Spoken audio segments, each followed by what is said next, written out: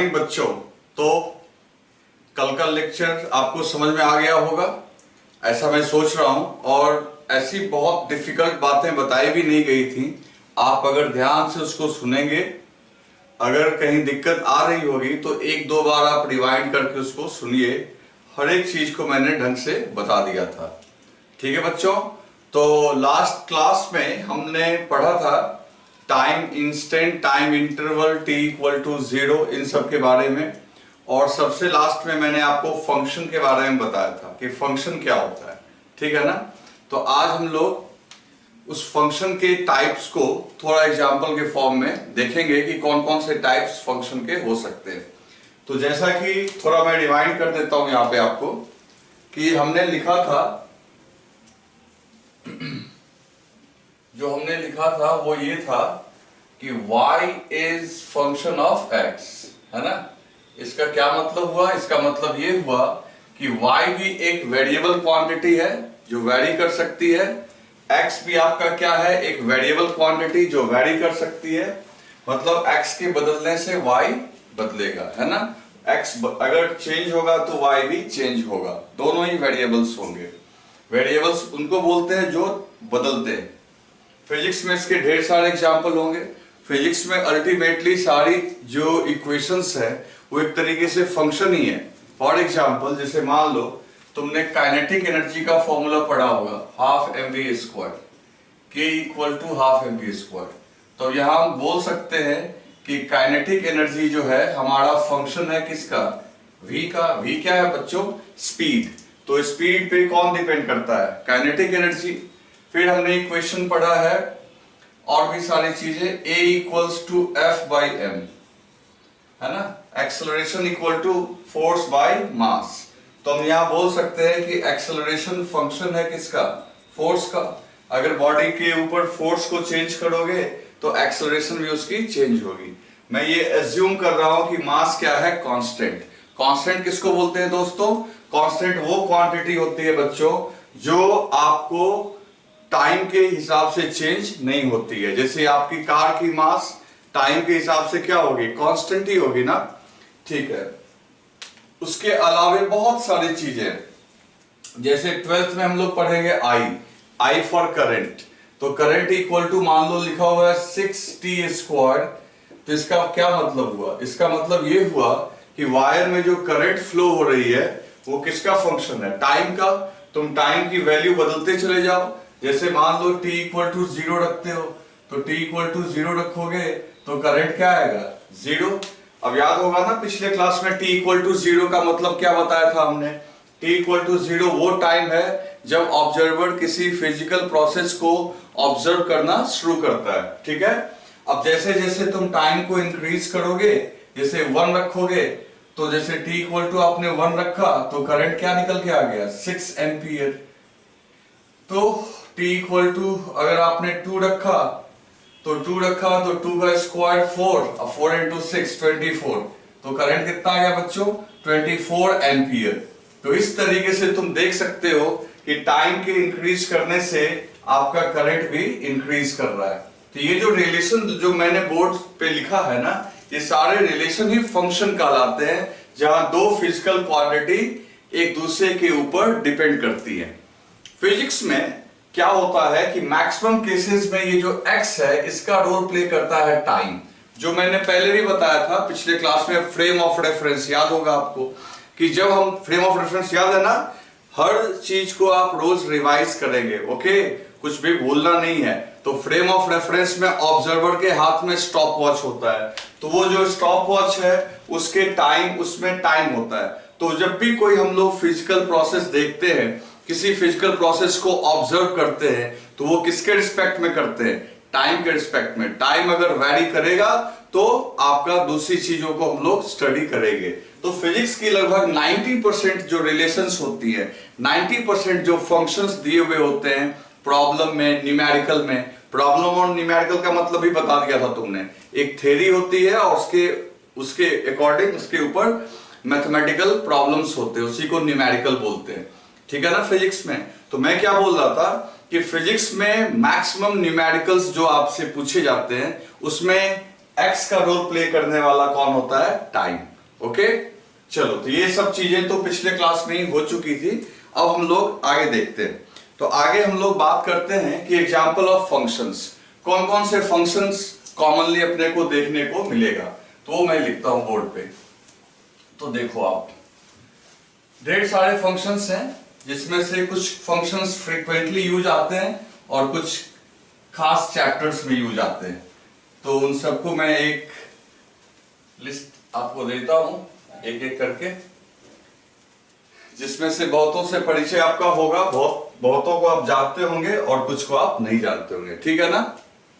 तो दोस्तों, जैसे मैं यहां पे लिख रहा हूं पहला फंक्शन, ये है आपका लीनियर फंक्शन।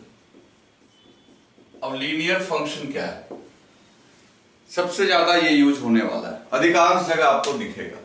देखो, आपने पढ़ रखा होगा ऑलरेडी 9th क्लास में, लीनियर फंक्शन का जो जनरल फॉर्मेट होता है वो होता है y equal to mx plus C. अब जहां पे ये y आपका वेरिएबल है, ये आपकी वेरिएबल है, x भी आपका वेरिएबल है। वेरिएबल का मतलब मैंने पहले बोल रखा है, वेरिएबल मतलब जो चेंज कर सकता है। और ये m आपका कांस्टेंट, m भी आपका कांस्टेंट और c भी आपका क्या है, कांस्टेंट। तो m कांस्टेंट, c कांस्टेंट और बाकी ये दोनों क्या हो गए, वेरिएबल। तो इस फॉर्मेट में अगर कोई इक्वेशन दिख जाए तो आप समझ जाना कि लीनियर फंक्शन है।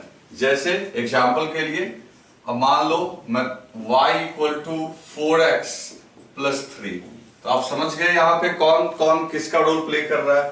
4 रोल प्ले कर रहा है m का, कांस्टेंट है।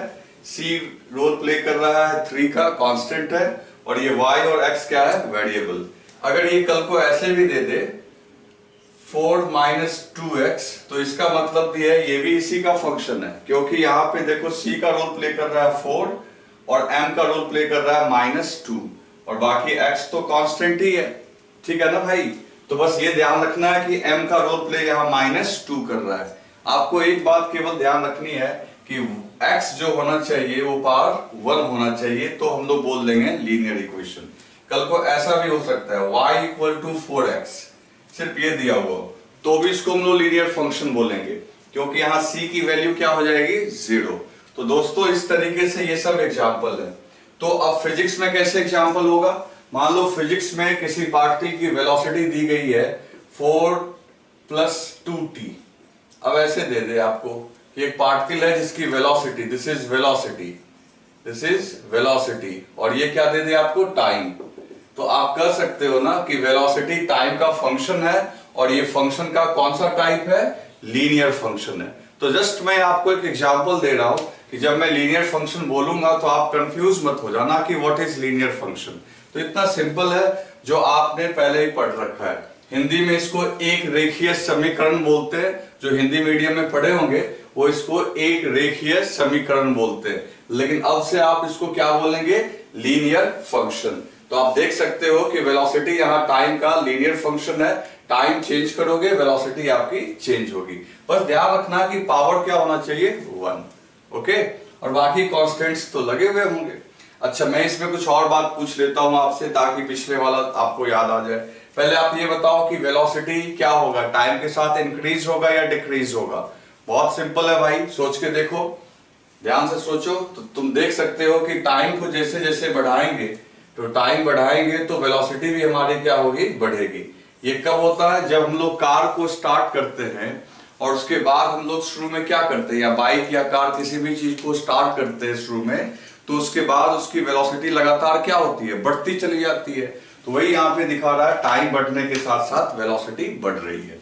एक बात और, अगर तुमसे कोई पूछे कि इस इक्वेशन से क्या ये पता चलता है कि जब ऑब्जर्वर ने देखना शुरू किया उस समय कार की वेलोसिटी क्या थी, तो इसका जवाब है ऑफ कोर्स यस। जब ऑब्जर्वर ने देखना शुरू किया उस टाइम को आप क्या बोलोगे, तो उस टाइम को आप बोलोगे t = 0, और t = 0 यहां पुट करोगे तो देखो वेलोसिटी जो है तुम्हारी क्या निकल के आ जाएगी, 4 मीटर/सेकेंड। तो इसका मतलब ये हुआ कि जब ऑब्जर्वर ने उसको देखना शुरू किया, मैं ये नहीं बोल रहा हूं कि जब गाड़ी चलना शुरू हुआ, जब t = 0 का मतलब होता है जब ऑब्जर्वर ने देखना स्टार्ट किया। तो जब ऑब्जर्वर ने देखना स्टार्ट किया तो वेलोसिटी कितनी निकली थी उसकी, 4 मीटर पर सेकेंड, यानी वो कार ऑब्जर्वर के देखने से पहले से ही चल रही थी। तो इतनी सारी चीजें अपने को फंक्शन को देखने से पता लगता है। ठीक है ना दोस्तों, तो ये है आपका लीनियर फंक्शन। तो इसको राइट डाउन कर लो, फिर आगे देखते हैं। तो नेक्स्ट एग्जांपल है क्वाड्रेटिक इक्वेशन, या फंक्शन बोल लो, कुछ भी कर सकते हो। तो दोस्त इसका भी यूज बहुत ज्यादा है, बहुत ज्यादा है, कई जगह हम लोग इसको भी यूज करेंगे, आप देखना। तो क्वाड्रेटिक फंक्शन आपने ऑलरेडी पढ़ रखा होगा शायद 9th या 8th में, जिसको हिंदी में द्विघातीय समीकरण बोलते हैं। तो क्वाड्रेटिक फंक्शन जो है आपका, देखो इसका जो बेसिक फॉर्मूला है, आप सोचो, बताओ क्या है, सोचो, बहुत सिंपल है, y equal to ax² plus bx plus c। तो आपने इसको सॉल्व भी किया होगा क्वाड्रेटिक इक्वेशन को, जो कि सॉल्व करना बहुत मुश्किल काम नहीं है। सभी लोगों को इसका सॉल्यूशन पढ़ाया जाता है 8, 9, 10th में भी। तो बस मैं आपको यहाँ थोड़ा हिंट दे रहा हूं कि ये होता क्या है। तो इसमें देखो x का पार्ट 2 है, और यहां पे a, b एंड c जो है आपका, दीज आर कॉन्स्टेंट्स। अब ये क्या है, कॉन्स्टेंट्स। और आपका x पहले की तरह वेरिएबल है और y भी वेरिएबल है। तो सीधी सी बात है, अगर मान लो एक इक्वेशन हम लोग लिखें y equal to 2x² plus 3x minus 6, अब ऐसा लिखें हम लोग तो आप समझ जाओगे कि यहाँ पे जो आपका 2 किसका रोल प्ले कर रहा है, 3 किसका रोल प्ले कर रहा है और 6 किसका रोल प्ले कर रहा है, और बाकी x तो आपको दिख ही रहा है कि वेरिएबल है। तो इस टाइप के जो भी इक्वेशंस दिखेंगे हमें, उसको हम लोग क्या बोलेंगे, क्वाड्रेटिक इक्वेशन। अब इसको हम लोग फैक्टर में भी तोड़ के सॉल्व कर सकते हैं, कई तरीके से हम लोग कर सकते हैं, वो देखेंगे हम लोग। वो आपको आता भी होगा, मेरे को बताने का जरूरत नहीं है कि आपने देखा होगा कि एक फॉर्मूला आपको सिखाया गया होगा कि x का वैल्यू जो है -b है ना बच्चों, और प्लस माइनस अंडर रूट क्या होता है, सोचो, plus minus under root 4² b² minus 4ac divided by 2a। ये फॉर्मूला आपको बताया गया होगा, जहां b,a,c क्या होता है वो आपको पता है। तो x की 2 वैल्यू यहां से आ जाएगी प्लस माइनस करके, ठीक है ना। तो ये आपको पता है कि इस तरीके से क्वाड्रेटिक इक्वेशन को सॉल्व करते हैं, और एक फैक्टर में भी करके सॉल्व करते हैं। तो कोई बड़ी बात नहीं है, आपने ये फॉर्मूला देखा होगा। ओके, तो आप ऐसे मुझे बताने की जरूरत नहीं है, लेकिन आप एक बार इसको रिवाइज कर लेना, ठीक है ना। क्या फॉर्मूला है, -b plus minus under root b² minus 4ac divided by 2a, जहां a b c किसकी वैल्यू रखनी है वो आप समझते हो, ठीक है। अब फिजिक्स में इसके एक एग्जांपल मैं दे देता हूं, आप इसको समझने का भी ट्राई मत करना, वो तो हम लोग जब पढ़ेंगे चैप्टर तब आप समझोगे। तो हम लोग चैप्टर पढ़ेंगे प्रोजेक्टाइल मोशन आगे चल के, ठीक है ना। मोशन में एक चैप्टर आता है प्रोजेक्टाइल मोशन, तो उसमें एक इक्वेशन होता है y equal to x tan theta minus gx² by 2u² cos theta, cos square theta. अब आप सोच रहे होंगे ये क्या क्या लिखा गया है, आपको सब पे ध्यान मत देना है। आपको ये ध्यान देना है कि ये y मैच कर रहा है आपका, ये x भी है और यहाँ x² भी है, तो ये क्वाड्रेटिक हो गया। तो आप बोलोगे सर x² तो है, x भी है, लेकिन c कहाँ गया, तो c नहीं है, मतलब वहां पे क्या लिख सकते हैं हम लोग, 0 लिख सकते हैं, यानी c का रोल कौन प्ले कर रहा है, 0। अच्छा, b का रोल कौन प्ले कर रहा है, तो जो x का कॉफिशिएंट है, तो x का कॉफिशिएंट कौन है, tan थीटा, तो tan थीटा रोल प्ले कर रहा है किसका, b का। a का रोल प्ले कौन कर रहा है, तो x² के जो आगे लगा हुआ है, तो x² के आगे क्या लगा हुआ है, this is that is -g 2u² cos square theta, ये रोल प्ले किसका कर रहा है, a का। तो दोस्तों ये जो इक्वेशन मैंने बोर्ड पे लिखा y equal to x tan theta minus gx² by 2u² cos square theta, तो यहाँ पे आप बोल सकते हो कि ये एक क्वाड्रेटिक इक्वेशन है, भले c की वैल्यू क्या है, 0। अभी आपसे मेरा रिक्वेस्ट है कि आप इसमें दिमाग लगाना मत शुरू कर दीजिएगा कि ये x कहां से आया, ये tan थीटा कहां से आया, ये हम लोग सीखेंगे। ये हम लोग जब प्रोजेक्टाइल मोशन पढ़ेंगे तो सीखेंगे। मैंने बस आपको एक एग्जांपल दिया कि फिजिक्स में देखो ये क्वाड्रेटिक इक्वेशन है, तो फिजिक्स में एक एग्जांपल हम लोग देख सकते हैं। इसी तरीके से भी मैं और भी फंक्शंस में आपको एग्जांपल दूंगा। तो आप ना बस अभी एग्जांपल देखो, आप बस ये ध्यान रखो कि ये पावर 2 होना चाहिए, तो इसको हम लोग क्वाड्रेटिक बोलते हैं। और सॉल्व करने का जो इसका फॉर्मूला है, अगर x की वैल्यू अगर हमें चाहिए तो इस तरीके से हम लोग कैलकुलेट कर सकते हैं। ओके, तो आप लिख लीजिए। नेक्स्ट फंक्शन है दोस्तों sinusoidal function. Sinusoidal function, next example. अब ये थोड़ा सा नाम तुम्हें अजीब लग रहा होगा, लेकिन ऐसा कुछ नहीं है। तो साइनूसॉइडल फंक्शन क्या है? देखो यहां पे क्या होता है ना कि जो वेरिएबल आपका आरएचएस वाला है वो साइन के एंगल के फॉर्म में होता है। जैसे मैं क्या लिख रहा हूं बोर्ड पे, आप जरा ध्यान देना। मान लो y equal to a sine bx plus c, ऐसे लिखा हुआ। तो अब देख लो, पहली चीज यहां पे ये a comma b comma c, ये सब तो कांस्टेंट हो गए। बाकी तुम ये समझ सकते हो यहां पे कि y एक वेरिएबल है, y एक वेरिएबल है और ये x भी वेरिएबल है। तो अगर x वैरी करेगा, ध्यान से सुनना, x अगर वैरी करेगा तो ये साइन का पूरा एंगल चेंज होगा। तो साइन की एंगल अगर चेंज होगी, मान लो x b c सबको रखने के बाद ये 30 डिग्री आ रहा है, तो साइन 30 जानते हो 1/2 हो जाता है।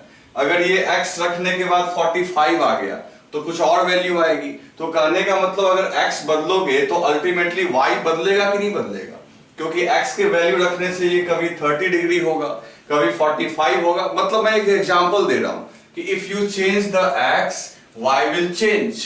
और ये y की जो x के ऊपर डिपेंडेंट है वो डायरेक्ट नहीं है बल्कि साइन के फंक्शन में। दैट्स व्हाई इसका क्या नाम रखा हुआ है, साइनूसॉइडल फंक्शन, वेरिएबल। यहां मैं ढंग से लिखता हूं वेरिएबल। अब इसके भी फिजिक्स में ढेर सारे एग्जांपल मिलेंगे। मैं ऐसा क्यों बोल रहा हूं, क्योंकि फिजिक्स में 2-3 चैप्टर है जो इसी के ऊपर आपका डिपेंड करता है ना। जैसे मान लो कि हम लोग एक इक्वेशन लिखेंगे एसएचएम में, एक चैप्टर आएगा एसएचएम, है ना, साउंड एसएचएम करके एक चैप्टर आएगा जिसमें आपको इक्वेशन लिखा जाएगा। अब आप दिमाग मत लगाना कि एसएचएम क्या है, आप पहले ना इक्वेशन पे ध्यान दो। तो आपका इक्वेशन होगा, मान लो वहां पे एक इक्वेशन हम लोग देंगे y equal to a sine omega t plus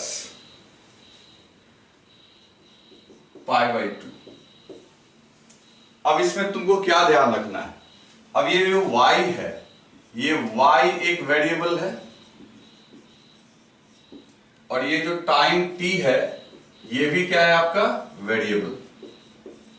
y भी वेरिएबल, टाइम t भी वेरिएबल, तो ये दो वेरिएबल हो गए। तो t वैरी करेगा तो अल्टीमेटली कौन वैरी करेगा, आपका y वैरी करेगा। तो इस तरीके से हम लोग देख सकते हैं कि ये किसके फंक्शन में दिया हुआ है, साइन के फंक्शन में। अब ये इक्वेशन कैसे आया इस पे भी हमें सोचना नहीं है। ठीक इसी तरीके से 12th में एक चैप्टर आएगा अल्टरनेटिंग करंट। तो अल्टरनेटिंग करंट में देखो E equal to E naught sine omega T plus phi लिखेंगे, जहां ये E जो आप देख रहे हो ना, इस E को, इसको EMF बोलते हैं, इलेक्ट्रोमोटिव फोर्स। क्या बोलते हैं दोस्तों, इलेक्ट्रोमोटिव फोर्स। अब ये इलेक्ट्रोमोटिव फोर्स जो है ये वोल्टेज होता है। अभी तुम्हें नहीं समझ में आएगा, मैं बार बार बोल रहा हूं एक ही चीज कि इन चीजों को बताने के पीछे मेरा रीजन ये है कि साइन का देखो कि फंक्शन कौन कौन से फिजिक्स में आते हैं। बस आप उस बात को समझो कि ये सब हमें आगे चल के यूज होना है। तो जब अभी हम कैलकुलस जब पढ़ेंगे तो हम लोग साइन का डिफरेंशिएशन भी सीखेंगे। और साइन का डिफरेंशिएशन क्यों सीखेंगे, ताकि इन इक्वेशंस को हम लोग डील कर सके। तो मैं बस आपको ये बताना चाह रहा हूं कि साइन का इक्वेशन जो है वो सीखना भी हम लोग को क्या है, इंपॉर्टेंट है। इसका ग्राफ, इसका डिफरेंशिएशन भी जरूरी है, क्योंकि आगे के चैप्टर्स में ये जरूरत होंगे। लेकिन ये फॉर्मूला कैसे आया है ये अभी आपको सोचने का नहीं है। तो यहां देखो वोल्टेज है और ये क्या है, टाइम। तो वोल्टेज टाइम का फंक्शन है। तुम में से कुछ लोगों को लग रहा होगा कि हमेशा साइन के दिखने पे ही हम समझेंगे साइनसॉइडल, तो जवाब है गलत। देखो कभी कभी इक्वेशन आपको कॉस के फॉर्म में भी दिखेंगे, लाइक y मान लो x equal to a cos omega t आपको दिख गया, तो आप कहोगे कि सर ये कौन सा इक्वेशन हो गया, यहां x वेरिएबल है, कुछ भी ले सकते वेरिएबल, ये SHM का इक्वेशन है जहां x पोजीशन दिखाता है ना, आगे देखेंगे हम लोग। तो ये x पोजीशन है, ये टाइम के फंक्शन में, लेकिन तुम सोच रहे हो कि यहां बीच में आ गया cos, लेकिन cos को साइन में कन्वर्ट करना एकदम आसान काम है। हम लोग तुरंत इसको लिख सकते हैं a cos को लिख सकते हैं sign omega t plus 90 degree pi by 2। मतलब क्या हो गया बच्चों, या ध्यान देना कि पोजीशन जो हो गया x, तो x equal to a sine omega t plus pi by 2। Okay, तो कहने का मतलब है कि x आपका पोजीशन हो गया। तो देखो आप cos ओमेगा t को किस में कन्वर्ट कर लिए, इसमें, क्योंकि जब हम लोग ट्रिगोनोमेट्री पढ़ेंगे, मैं ट्रिगो भी पढ़ाऊंगा आपको थोड़ा सा, जैसे मैं सिखाऊंगा कि साइन 90 प्लस थीटा जो होता है वो cos थीटा होता है, तो इसका मतलब cos थीटा को लिख सकते हैं sine 90 minus sine 90 plus theta. तो ठीक इसी तरीके से cos ओमेगा टी, थीटा का रोल कौन प्ले कर रहा है, ओमेगा टी, तो ओमेगा टी को लिख सकते हैं हम लोग omega T plus pi by 2। तो ऑटोमेटिकली cos किस में कन्वर्ट हो गया, साइन में। अब देखो ये साइनसॉइडल हो गया कि नहीं हो गया। तो एक बात आप हमेशा याद रखना कि चाहे साइन के फॉर्म में डायरेक्ट इक्वेशन दिया हुआ रहे या cos के फॉर्म में दिया हुआ रहे, आप दोनों ही इक्वेशन को क्या बोल सकते हो, साइनोसॉइडल। क्लियर है। तो इस तरीके से हम लोग को दिमाग में ये बात रहनी चाहिए कि लीनियर क्वाड्रेटिक के अलावे साइनसॉइडल इक्वेशन भी सीखना है, और साइनसॉइडल कोई नई चीज नहीं है, बहुत सिंपल है, जो कि आप बोर्ड पे देख सकते हो। ओके, तो इसको राइट डाउन कर लो दोस्तों। तो दोस्तों नेक्स्ट इक्वेशन है अपना एक्सपोनेंशियल इक्वेशन, एक्सपोनेंशियल इक्वेशन। अब ये थोड़ा तुम्हें डिफिकल्ट लगेगा, है ना, एक्सपोनेंशियल थोड़ा टफ लगेगा। एक्सपोनेंशियल वर्ड जो है इसका हिंदी जानने का प्रयास मत करो, सीधा समझो। एक्सपोनेंशियल वर्ड जो तुमने कभी सुना होगा तो ग्रोथ के टर्म्स में सुना होगा, कि जैसे हम लोग अभी बोलते हैं कि इसकी जो ग्रोथ है वो एक्सपोनेंशियल है। जैसे मान लो अगर तुम्हारा y equal to X square, ये एक्सपोनेंशियल नहीं है, क्योंकि x का वैल्यू 1 रखोगे तो y 1 आएगा, x का वैल्यू 2 रखोगे तो y क्या आएगा आपका 4 आएगा, x का वैल्यू 3 रखोगे तो 9 आएगा। तो देखो ये ग्रोथ तो हो रही है y की, जैसे जैसे तुम x को बढ़ा रहे हो, x का वैल्यू 1 रखे तो y 1 आया, x का वैल्यू 2 रखे तो y 4 आया, x का वैल्यू 3 रखे तो y 9 आया। इसमें कोई डाउट नहीं है कि x के बढ़ने से ये बढ़ रहा है। लेकिन एक्सपोनेंशियल क्या होता है कि मान लो, बस एक एग्जांपल मैं दे रहा हूं, मान लो कि y equal to 10 to the power x हो। ध्यान से देखना, यहां x का पावर है, यहां x खुद पावर में है। अब देखो क्या होगा, अगर तुम x की वैल्यू 0 रखोगे तो आपको तो पता है ना, किसी भी चीज के पावर 0 रखते हैं तो वो क्या हो जाता है बच्चों, 1 हो जाता है। तो y ऑटोमेटिकली हो गया 1। x की वैल्यू 1 रखोगे तो y हो जाएगा 10। तो देखो यहां x की वैल्यू 0 से 1 करने में, अगर यहां 0 x की वैल्यू रखते तो y हमारा क्या आता, 0। अब यहां देखो x की वैल्यू 0 रखने पे y 1 आ रहा है, और x की वैल्यू बस एक गुना हम लोग बढ़ाए, 0 से 1 किए, x की वैल्यू 1 से इंक्रीज किए, तो y जो है देखो 10 गुना बढ़ गया, 1 से क्या हो गया 10। अगर x की वैल्यू 2 रखेंगे तो y कितना हो जाएगा बच्चों, 100। आप खुद देख सकते हो, तो ये फिर 10 गुना बढ़ गया। x की वैल्यू 3 रखेंगे तो y कितना आ जाएगा, 1000। तो इस तरीके से x की वैल्यू बढ़ती चली जाएगी, तो देखो y कितना मल्टीपल टाइम में बढ़ता चला जा रहा है। तो ऐसा इक्वेशन अगर दिखे जहां x किसी नंबर के पावर में है तो उसको एक्सपोनेंशियल बोलते हैं। तो मैं इसको और डिटेल में भी आपको बताता हूं, ठीक है ना। तो एक्सपोनेंशियल का जनरल इक्वेशन मैं यहां पे लिख रहा हूं, देखो क्या है, y equal to a to the power x। अब ये एक्सपोनेंशियल का जनरल इक्वेशन है, जहां पे a जो आपका है ये 1 से बड़ा होना चाहिए। a जो आपका है, ये जो a है 1 से बड़ा होना चाहिए। मतलब कि मैं क्या बोल रहा हूं कि y इक्वल टू मान लो 2 का पावर x, कैसा इक्वेशन है, एक्सपोनेंशियल। y इक्वल टू 4 का पावर x, कैसा है, एक्सपोनेंशियल। y इक्वल टू 10 का पावर x, कैसा है, एक्सपोनेंशियल। y इक्वल टू 100 का पावर x, कैसा है, एक्सपोनेंशियल। मतलब a की वैल्यू जो होनी चाहिए वो 1 से ग्रेटर। सवाल ये है कि हम लोग कौन सा एक्सपोनेंशियल का फिजिक्स में सबसे ज्यादा यूज करते हैं। तो दोस्तों फिजिक्स में सबसे ज्यादा जो यूज होने वाला एक्सपोनेंशियल है वो y equal to e to the power x है।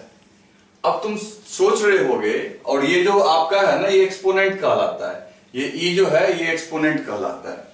कहोगे कि ये e क्या हो गया, ये e कहां से आ गया। तो देखो e एक फेमस नंबर है जिसका यूज e जो है हम लोग इसके बाद अभी हम लोग लॉग वाले फंक्शन को देखेंगे। तो देखो लॉग वाले फंक्शन जो लॉग हम लोग पढ़ते हैं उसमें 2 टाइप का लॉग होता है, लॉग जिसका बेस 10 है और लॉग जिसका बेस e है। और ये जो e है दोस्तों, ये e इसी लॉग से आता है। अब ये दरअसल e एक नंबर है, और e एक नंबर है और जिस नंबर का वैल्यू करीब करीब 2.72 या 71 ऐसे लिखा हुआ मिलेगा आपको। तो ये आपका e का नंबर है जो कि a1 से ज्यादा है। तो अभी ज्यादा आप ना इसके ऊपर टेंशन नहीं लो, मैं पूरा एक वीडियो लॉग के ऊपर बनाऊंगा, लॉग के ऊपर पूरा एक वीडियो बनाऊंगा जिसमें आपको लॉग के बारे में भी बताऊंगा, और ये जो e है एक्सपोनेंट, e जो यहाँ पे e जो एक्सपोनेंट का रोल प्ले कर रहा है इसके बारे में बताऊंगा कि ये नंबर जो है इतना इंपॉर्टेंट क्यों है।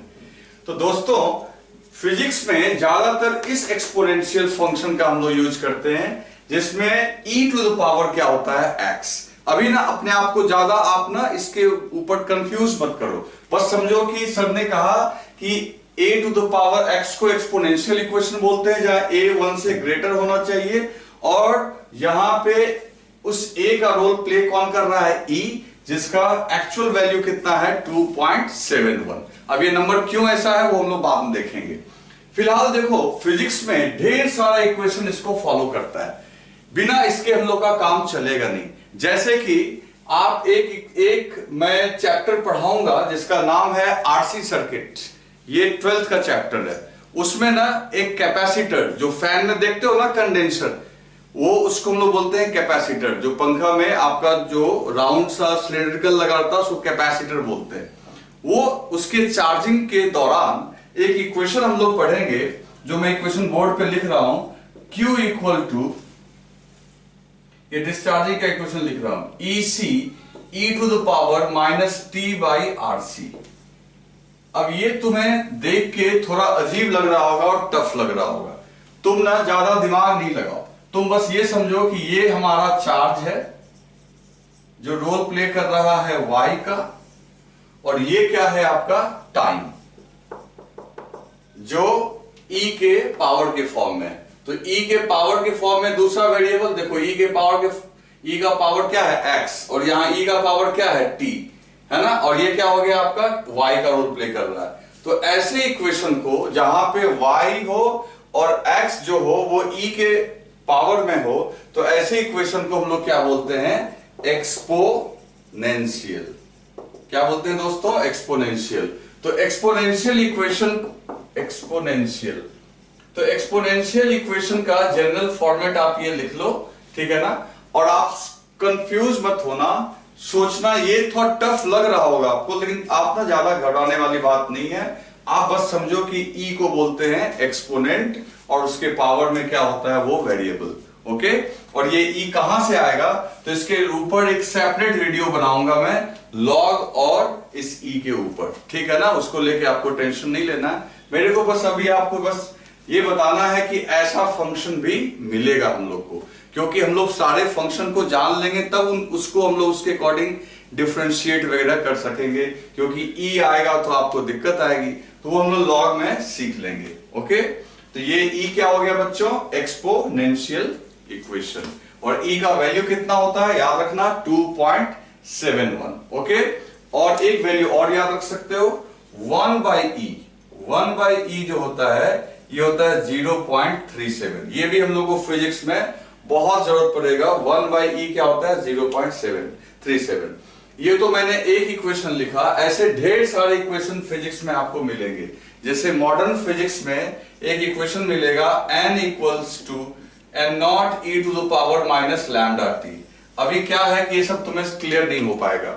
ये नंबर ऑफ एक्टिव न्यूक्लियाई है, ये number of initial active nuclei है, लैम्डा डी के कांस्टेंट है, और ये टी क्या है, टाइम। तो तुम बस अर्जुन की तरह एक चीज पे नजर रखो भाई, ये हो गया आपका वेरिएबल जो कि रोल प्ले कर रहा है किसका, y का, और ये टाइम है जो कि रोल किसका प्ले कर रहा है, x का, और e के ऊपर चूंकि पावर है दैट्स वाई ये किसका एग्जांपल हो गया, एक्सपोनेंशियल का। तो इस तरीके से आप इस बात को समझो कि एक्सपोनेंशियल इक्वेशन होता क्या है। और एक्सपोनेंशियल होने के लिए यहां से e ही हो ये जरूरी नहीं है। मैंने बोल दिया आपको, कोई भी नंबर के ऊपर अगर पावर हो that number must be greater than 1, ये बात आप केवल ध्यान रखना। लेकिन चूंकि फिजिक्स में इसका ही ज्यादा यूज होता है तो हम लोग इसी पे ज्यादा काम करेंगे। ये सब आपके मैथमेटिक्स में आपको बताया जाता है। ओके, तो ये था आपका एक्सपोनेंशियल। नेक्स्ट एक और देखते हैं हम लोग। नेक्स्ट है दोस्तों लॉगरिदमिक फंक्शन। तो लॉगरिदमिक फंक्शन जो है ये हम लोग के फिजिक्स में बहुत ज्यादा यूज में तो नहीं आता, लेकिन इसका रिलेशन तो एक्सपोनेंशियल से है, और कई बार हमें इंटीग्रेशन जो हम लोग कैलकुलस आगे पढ़ेंगे वहां पे इसकी जरूरत पड़ेगी, इसलिए इसको थोड़ा जान लेना जरूरी है। अदरवाइज मैं तुम्हें बार बार बोल रहा हूं एक्सपोनेंशियल और लॉग के ऊपर एक वीडियो में अलग से बनाऊंगा, ठीक है ना, क्योंकि लोगों को बहुत कंफ्यूजन होता है, तो मैं उसके ऊपर अलग से एक वीडियो बना दूंगा, आप रिलैक्स रहो। तो आप देखो लॉगरिदमिक फंक्शन क्या है। आपने लॉग का नाम सुना होगा, लॉग या कुछ लोगों ने पढ़ा भी होगा। अब कहीं कहीं पे 10th में पढ़ाया भी जाता है, कहीं नहीं भी होता है, तो आई डोंट नो कि आपके सिलेबस में ये है कि नहीं है, लेकिन यहां हम लोग को पढ़ना है, इसका यूज फिजिक्स में आएगा। देखो लॉगरिदमिक फंक्शन में क्या होता है कि मान लो y जो वेरिएबल है ये लॉग के फंक्शन में होता है। जैसे साइन होता था वैसे ही एक लॉग एक फंक्शन होता है जिसमें यहाँ पे बेस होता है, ठीक है ना, यहाँ बेस होता है b, बेस क्या लिख दिए b, और ये जो वेरिएबल जो डालोगे वो यहाँ पे डाल दोगे। तो मान लो y इक्वल टू लॉग जिसका बेस है b इक्वल टू x। अब ये अगर लॉग हटेगा, अभी ज्यादा दिमाग नहीं लगाना है, सीधी सी बात है, जब ये लॉग हटेगा तो सीधा सा क्या होगा दोस्तों, बहुत सिंपल सा चीज है कि इस लॉग के हटने का मतलब ये होगा दोस्तों कि ये जो y है ये बेस के पावर में चला जाएगा और इधर हो जाएगा x। ध्यान दो, देखो अब ये लॉग अगर हमने हटाया जिसको हम लोग एंटी लॉग लेना बोलते हैं, तो इधर LHS में क्या है y कहां पे चला गया, इसके बेस के पावर में। जैसे कि सीधी सी बात है, देखो एक सिंपल है कि मान लो लॉग जिसका बेस 10 है 100 is equal to 2 equal to log जिसका बेस 10 है, ठीक है, और ये 100। अगर लॉग हटाओगे तो बेस इधर आ जाएगा, बेस क्या है 10 का पावर 2 इक्वल टू 100। तो आप जानते ही हो 10 का पावर 2 इक्वल टू 100। अभी मैं थोड़ा सा बताया, लेकिन लॉग को मैं डिटेल में करूंगा, बस मैं ये बताता हूं कि लॉग ऐसा देख के घबराना मत। अब ये जो फिजिक्स में जो बेस हम लोग यूज करते हैं, तो बेस का 2 वैल्यू यूज करते हैं। ऐसे बेस आप कहीं कहीं कुछ भी देख सकते हो, लेकिन जो हम लोग का मोस्ट कॉमनली यूज बेस है, बेस की जगह हम लोग 10 यूज करते हैं और बेस की जगह हम लोग e यूज करते हैं। e को तो तुम पहचान गए, e कौन है, e आपका वही 2.71, मतलब या तो 10 का यूज करेंगे बेस की जगह, और या तो हम लोग यूज क्या करते हैं e के जगह। कब क्या करेंगे, कौन सा लॉग में क्या करेंगे, ये हम लोग लॉग जब पढ़ेंगे तो सीखेंगे। तो इस तरीके से दोस्तों अब ये इस लॉग को नॉर्मल जिसका बेस 10 है उसको तो आप सिंपल लॉग बोलोगे, और जैसे कि मान लो ये हो जाएगा y equal to log 10x, है ना, बेस 10x। इसका जो होगा ये हो जाएगा y इक्वल टू लॉग, और बेस में क्या डालोगे e इंटू x। इसको दोस्तों ln भी बोलते हैं। log e को शॉर्ट फॉर्म में y equal to ln x भी बोल सकते हैं। जब भी ln x लिखा हुआ रहे इसको नेचुरल लॉग बोलते हैं। क्या बोलते हैं दोस्तों? Natural log. ये जो ln आ रहा है ना, ln नेचुरल लॉग इसका मतलब हुआ। तो सुनो, यहां पे लॉग दो टाइप का हम लोग यूज करेंगे फिजिक्स में, एक जिसका बेस 10 है और एक जिसका बेस e है ना। तो जिस तरीके से यहां पे देखो, अगर हम लोग लॉग हटाते हैं तो बेस का पावर y चला जाता है। तो देखो अगर ऐसा लिखा हुआ रहे y equal to log 10x, log antilog लोगे तो 10 के पावर y हो जाएगा, है ना। और अगर लिखा हुआ रहे y equal to ln x, ln x का मतलब समझ गए ना, ln x का मतलब हो गया जिसका बेस क्या हो e, मतलब इसको हम लिख सकते हैं log ex। अब देखो यहां पे एंटी लॉग लोगे तो बेस क्या है e, तो y जो है किसके पावर में जाएगा? e के पावर में। तो ये इक्वेशन कन्वर्ट हो जाएगा, देखो एक्सपोनेंट। तो इस तरीके से हम लोग लॉग के बारे में आगे चल के सीखेंगे। तो ऐसा जब दिया हुआ हो जहां लॉग दिख जाए, मतलब वेरिएबल किसके फंक्शन में हो? लॉग के फंक्शन में, तो उसको हम लोग बोलते हैं लॉगरिथमिक फंक्शन। तो चूंकि इसका संबंध, इसका रिलेशन e से है, इसलिए इसको पढ़ना जरूरी है। तो लॉग को भी हम लोग को पढ़ना जरूरी है, लॉग वाले फंक्शन को ही। अगर कहोगे एक्सक्लूसिवली फिजिक्स में कहीं ये यूज आता है, तो यस, एक जगह यूज आता है। एक जगह हम लोग साउंड में नॉइज, है ना, साउंड का लेवल मेजर करने के लिए डेसिबल स्केल पढ़ते हैं। कौन सा स्केल? डेसिबल, नाम सुना होगा तुमने। तो डेसिबल स्केल का जो फॉर्मूला होता है लाउडनेस, वो होता है 10 लॉग। ऐसे ये 10 कॉफिशिएंट है, लॉग जिसका बेस 10 है i अपॉन आई नॉट। अब इस फॉर्मूला पे आप ज्यादा दिमाग मत लगाओ, बस मैं आपको ये दिखा रहा था कि देखो फिजिक्स में लॉग आता है एक फॉर्मूला में, लेकिन इस फॉर्मूला के अलावे ये जो e का इन्वॉल्वमेंट तुम देख रहे हो, ln वाले लॉग का बहुत यूज है फिजिक्स में। बेस 10 वाले का तो उतना ज्यादा नहीं है, लेकिन ln वाले का आपका हीट में भी एक प्रोसेस है, आइसोथर्मल प्रोसेस, वहां वार्टन कैलकुलेट करने में आएगा और भी कई जगह आएगा। तो दोस्तों लॉग हम लोग अलग से भी पढ़ेंगे, लेकिन फिलहाल अगर कोई पूछे लॉग के बारे में तो आप कहना कि लॉग एक स्केल है, एक फंक्शन है जहां पे दो वेरिएबल को रिलेट किया जाता है। और ये फंक्शन कैसे बनता है? तो लॉग में एक बेस होता है। ये y कैसे डिटरमाइन होता है? तो सीधी सी बात है, y डिटरमाइन होता है b के पावर y लगाने से क्या मिल जाएगा आपको? x, जो कि मैंने यहाँ सिंपल करके आपको बताया। जैसे देखो log 100 का वैल्यू 2 क्यों आया? क्योंकि बेस में 10 है, 10 का पावर 2 करोगे तो क्या मिल जाएगा? 100। इस तरीके से कोई पूछे log 1000 का वैल्यू कितना आएगा? तो 10 का पावर 3 करेंगे तो यानी यहाँ पे आ जाएगा 3। अब अभी मैं इसको डिटेल में इसलिए नहीं कर रहा क्योंकि मैं बार बार बोल रहा हूं कि मैं एक सेपरेट वीडियो लॉग के ऊपर और एक्सपोनेंट के ऊपर बनाऊंगा। लेकिन आप फिलहाल ये फंक्शंस के टाइप्स आपको मैंने बताया ताकि ये वर्ड आपके सामने आए। मैं ये क्यों बता रहा हूं? ताकि अगर एक ln मैं लिख दूं, लॉग लिख दूं, ताकि हम लोग जो सीख रहे हैं, क्यों सीख रहे हैं? ताकि हम लोग को दिक्कत ना हो। क्योंकि बार बार अगर लॉग आएगा, ln आएगा, e आएगा तो फिर तुम सोचोगे क्या आ गया। तो इसलिए हम लोग बेसिक जो टर्म सीखने का मतलब यही है कि आपको कंफर्टेबल फील हो। ठीक है दोस्तों, आज का वीडियो थोड़ा आपके पास लेट भी आएगा। नॉर्मली हम लोग 12:15 में करते हैं, लेकिन आज लेट आया क्योंकि हम लोग के जो एरिया का जो डाटा केबल है, यहाँ पे जो वाईफाई है, वो उसमें थोड़ा प्रॉब्लम चल रहा है। तो आज का वीडियो तो मैं वाईफाई से नहीं अपलोड हो रहा है, मोबाइल से ही अपलोड करना पड़ रहा है, इसलिए बहुत स्लो अपलोड हो रहा है।